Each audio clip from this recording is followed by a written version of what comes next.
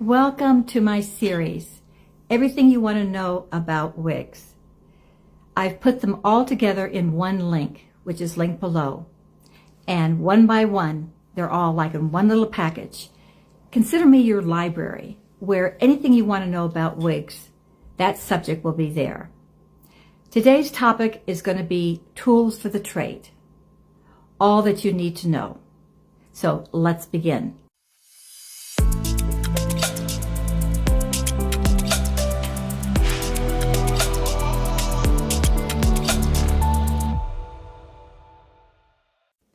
The tools of the trade. Most important is to be sure that the brushes or the combs that you get either from the wig companies or on Amazon, but be sure they are specifically designed to comb synthetic wigs. When it comes to my human hair wigs, I can buy just a regular type of a brush or comb, but I never mix my wigs, even if it's human hair wigs, with my own natural instruments that I use to comb and brush my own natural hair. It's obvious because your own natural hair gets dirty and I don't want to transfer any of that residue to my wigs. I treat all my wigs with loving care. And as an example, this is a synthetic wig and it's long. And if you wear it down, a lot of times the ends will start brushing up against your shoulder. And by the end of the day, they can be kind of matted and frizzy. What I do when I take it off and also when I put it on, I always resort to a detangler. And then I use my wide tooth comb, to brush it all, down and up.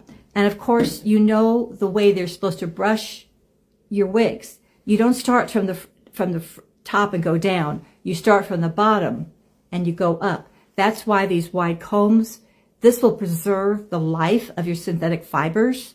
And then also I'm always using my own hands to kind of try and style it. It just is a lot more gentler than some kind of a brush or comb that you're trying to, like you do with your own biological hair. So this is a very, very important tool. It's skinny. It fits right into your purse. So that's an easy one to always have with you. Also, what's important is to understand there are various things that you can use to actually what they call wig grips or wig caps. And my first go-to when I first started was this one, the silicone one.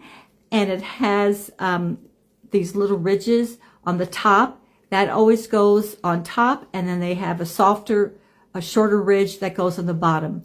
You just kind of slide this on, put it on your wig, and it holds it in place. For me, for long-term travel, it doesn't. I actually found that I got a little bit of a headache and it tended to slip back. But I think that's because my own natural hair is very, very thin. So I think the timing of it all, it just started sliding back. The go-tos that I wear every single day, of course, are the Wig Grips. But these are these wonderful soft cloths right here. They have Velcro in the back that you tape it in the back.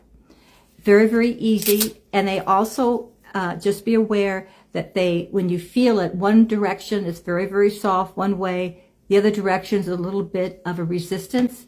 You want the resistance to be going, you want to feel the resistance on your crown going forward. You want to feel the resistance. What that means is that when your wig is placed on, this wig grip just grips your wig just a little more secure.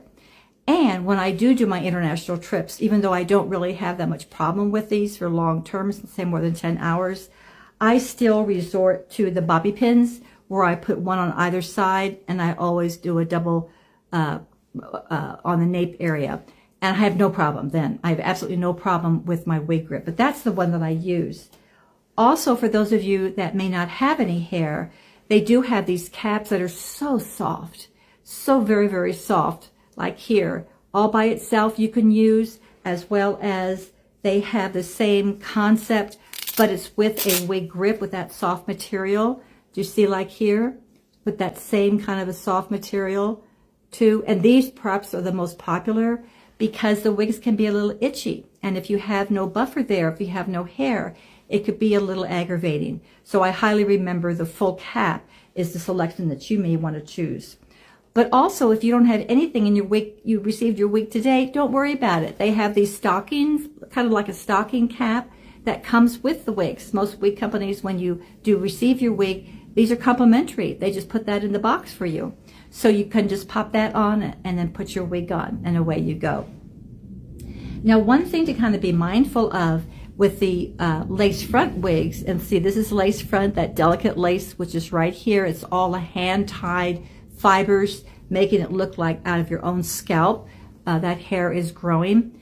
But your own foundation and makeup will catch on to that delicate lace, and therefore it will have a chance, it will start lifting. And you think, wow, this is so new, what's going on? Well, you can either run it underwater with your hands, gently kind of take off your makeup, or what I love to do is just take one of those makeup wipes and I just kind of put that on and it wipes off. And you can even see the foundation. It comes right there. And then that usually works. However, after about 2 or 3 weeks of wearing my lace fronts, they tend to lift regardless. And so you must put some kind of adhesive, and of course it stays. Body adhesive, I found, is just the best.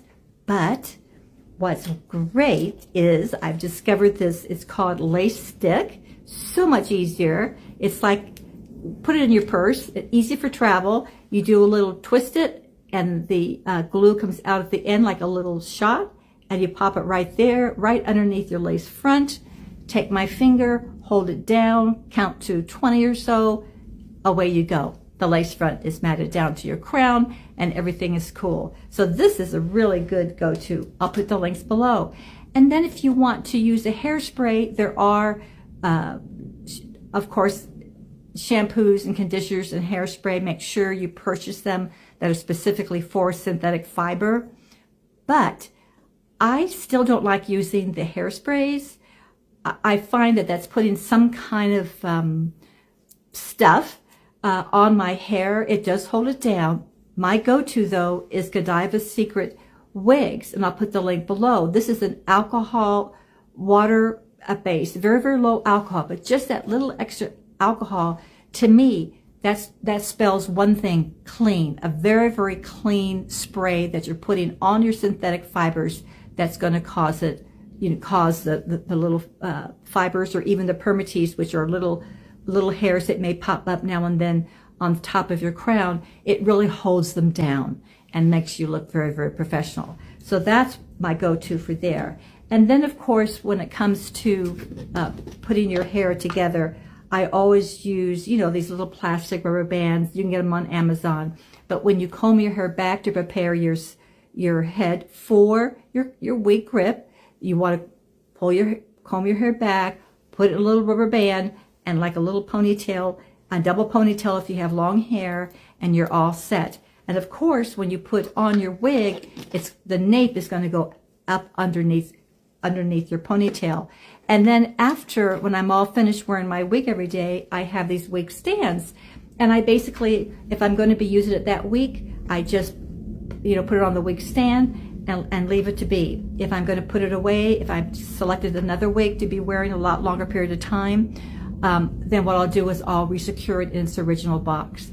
So I hope this has helped you. Some just very, very basic tools, treating your wigs as VIPs, because they're very, very delicate. And the goal is, the more consistent you are in treating them well, they're going to last you a lot longer. So I hope this has helped you. Stay tuned for my next video. We're going to get into some very, very important subjects, and that's travel. When you are traveling internationally, do you wear your wig through security? Have a great day.